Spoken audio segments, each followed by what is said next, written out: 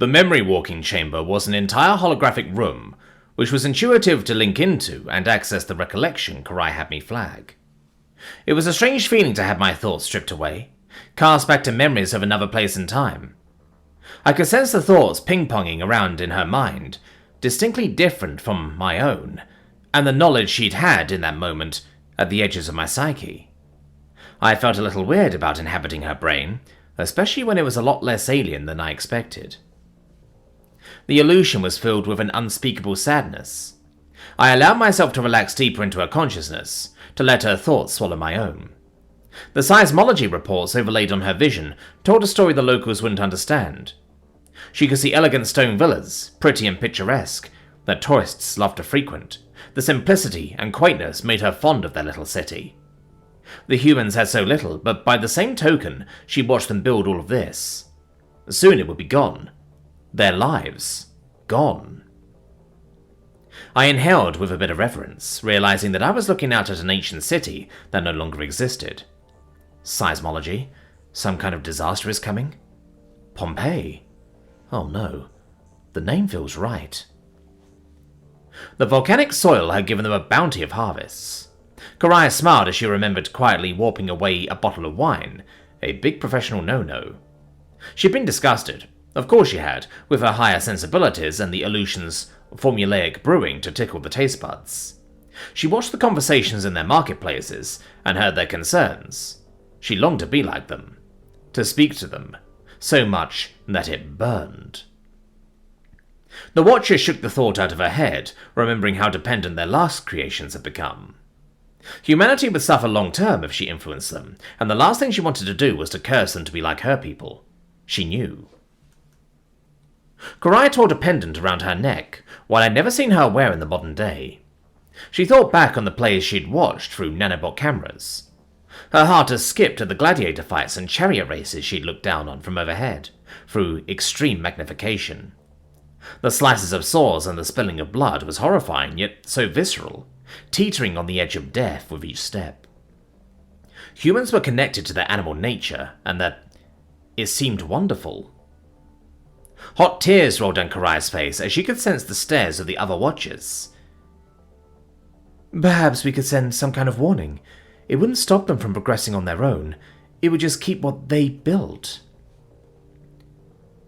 The primitive fools worship their gods, thinking they hold the strings of their world, a co-worker scoffed.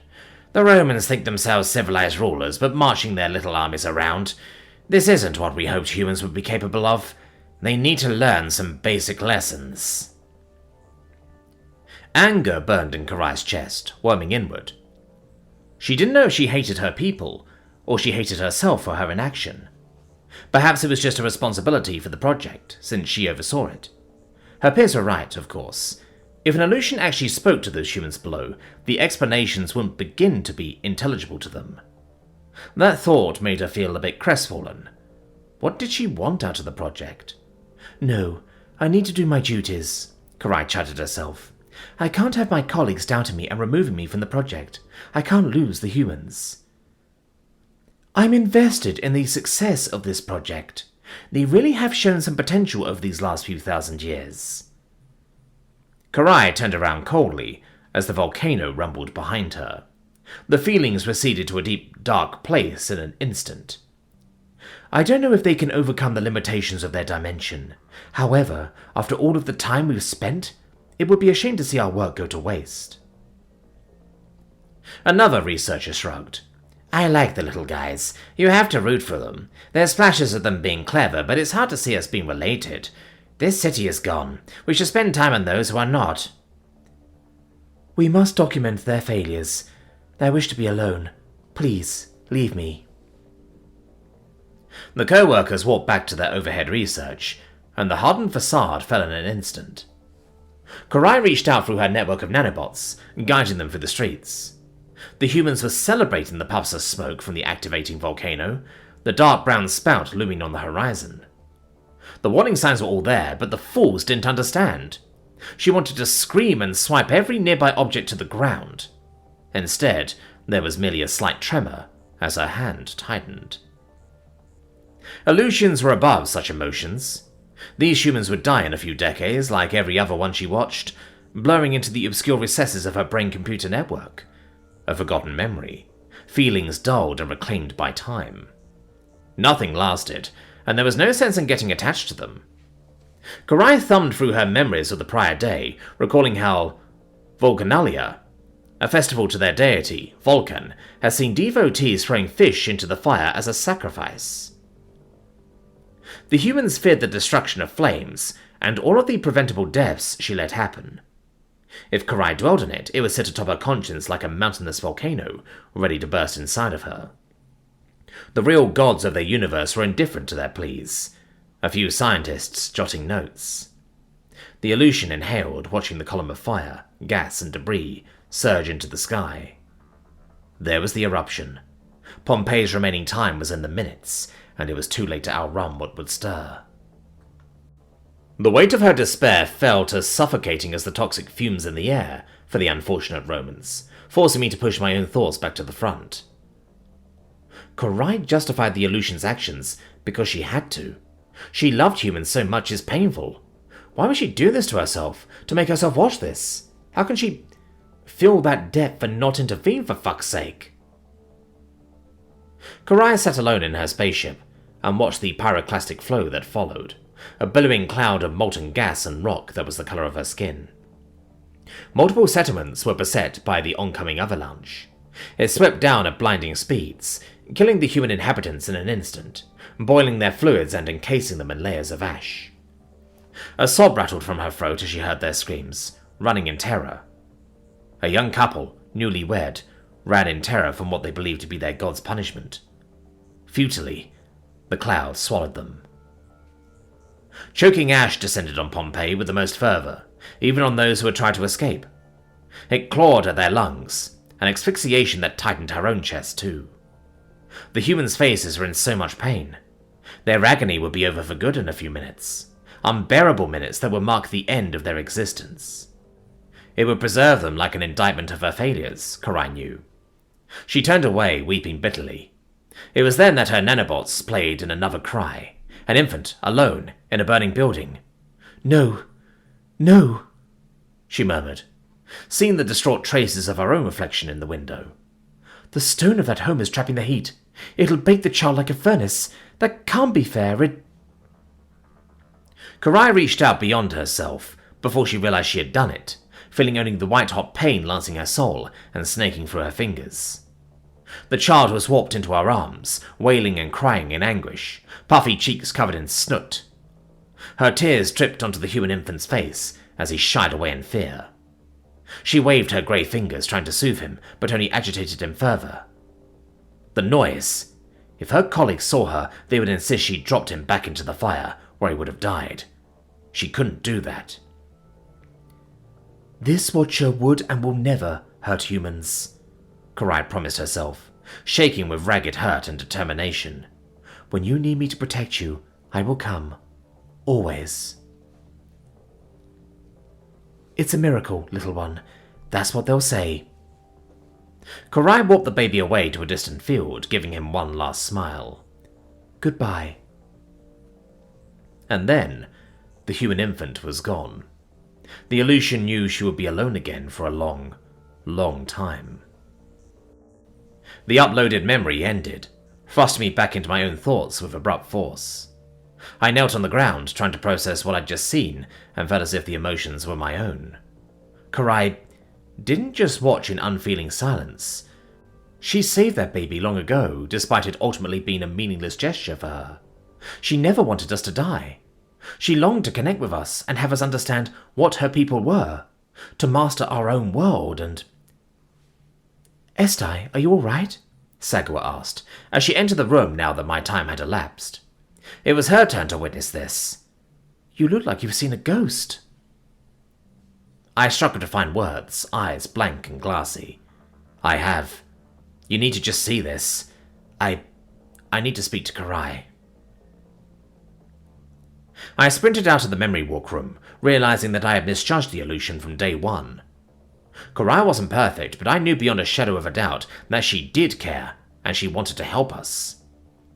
The Watcher looked almost afraid as I departed from the room, like she feared I might confront her for not doing enough. Mikri seemed confused by my shell-shocked expression, though I couldn't manage any words to the Vaskar. I flung my arms around Karai in a soul-affirming hug. The Aleutian stance relaxed, and her expression softened. Karai, I said mentally, unsure and fumbling with my words. I've never been more wrong about anyone in my life than I was about you. You're a good creator, you know that? Karai drew a shuddering breath, the cracks in the dam barely holding. I'm not. You were right. I could have done more. We were never there for you, and you suffered because of how we made your world. I let people say those things about you for millennia. I broke my promise 1,000 times. You're one person. You did a really brave thing helping me, and I didn't appreciate you enough. Tears rolled down my cheeks, still reeling from the emotions I felt in the simulation. I was just angry at a person who... It was never your fault. Karai stepped back, cradling my chin with a gentle hand, and wiping a tear away with her other's thumb. I've forgotten how to enjoy life, and to show that I care. I look at you and I see everything that I wish Aleutians could be. You're exactly what I want in my life, Estai. Me specifically? The Aleutian moved her palm onto my cheek and pressed her forehead to mine. I could feel her warm breath on my upper lip.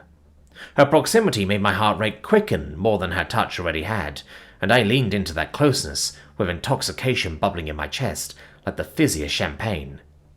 She didn't smell like rusty bolts at all, instead having a light citrusy scent that made me smile and want to lean closer. What was I doing? She was Karai, a million-year-old alien who... I'd be lucky to be in her orbit. She wasn't interested, and I wasn't some creep who thought, yes, you, Preston Miles Carter. I know exactly what I want, she answered. The Aleutian forcefully grabbed the back of my head and yanked me those last few inches, crushing our lips together. Desire rippled through me like a tsunami that had been restrained, and my hands latched onto her like a lifeline. Our bodies and mouths moved in a dizzying, synchronized dance for several seconds of bliss before we parted much too soon. I stood there like an idiot, wanting more. It was then that I saw Sagua standing behind us, eyes extremely wide. Oh my god! Tell me I did not just see that? Sagua transmitted into my brain, while I stood there struggling to remember words. You two? Really? I took a step back, hurrying over to Mikri for protection. It just happened. Sorry about that, The Vaskar beat with elation and grabbed my head like a tetherball, smashing it against his metal snout. I grunted with disgust and pushed him away from me, making an indignant face at the robot. Okay, what the fuck? I wasn't into Mikri like that. I stumbled backward, suddenly happy to run back to Sagua despite her judgment. What was he even... He didn't have attraction. Why would he go and make things really weird? The Vaskar gave a sad beep. I saw that you liked when she did that. I wanted you to look at me like that. Did I do it wrong? Mikri, kissing is an intimate gesture reserved for romantic partners.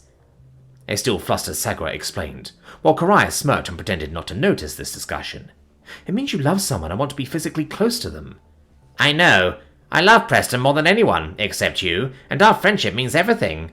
We are close. Why does he not want to include me? Am I not good enough? I gawked at the tin can.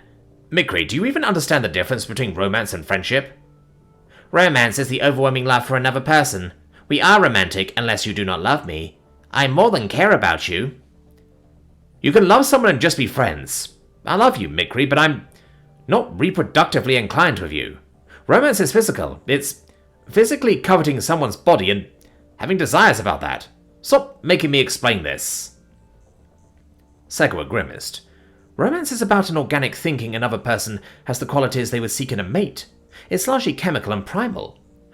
When you don't seek someone as a mate, you can still love them, but you're friends. I understand that the only bond a Vaskar can have is a thinking bond, but humans can have sensual ones too. It's not a diss on you. Attraction isn't a conscious choice. Karai turned around, her eyes looking livelier and brighter than before. That gesture does not mean what you think it means, Mikri. Estai deserves to have fulfillment, and I don't think you keep him from contentment. If you're happy with the bond you share now and don't wish for more, then there's nothing to be upset about. I am sorry. I do not understand. I need time to calculate, the Vaskar answered in a despondent voice. I couldn't help but feel a bit guilty, giving him a comforting hug. I'm sorry, big guy. Animals are weird, especially in the love department. I didn't mean to hurt you by, acting on my feelings. It was an in-the-moment thing that I wasn't expecting. I've just lived a life without passion and impulse for too long not to take a chance, to see if he felt it too. I've been around for too many years to waste time, Karai added.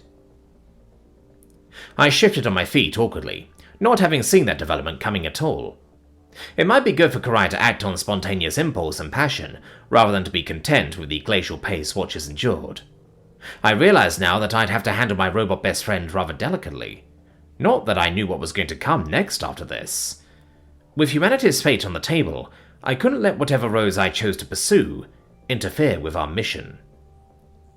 As difficult as it might be, the Aleutian and I were going to put these complicating feelings aside to get the job done with the judiciary of experimentation and our attempts to unravel the future.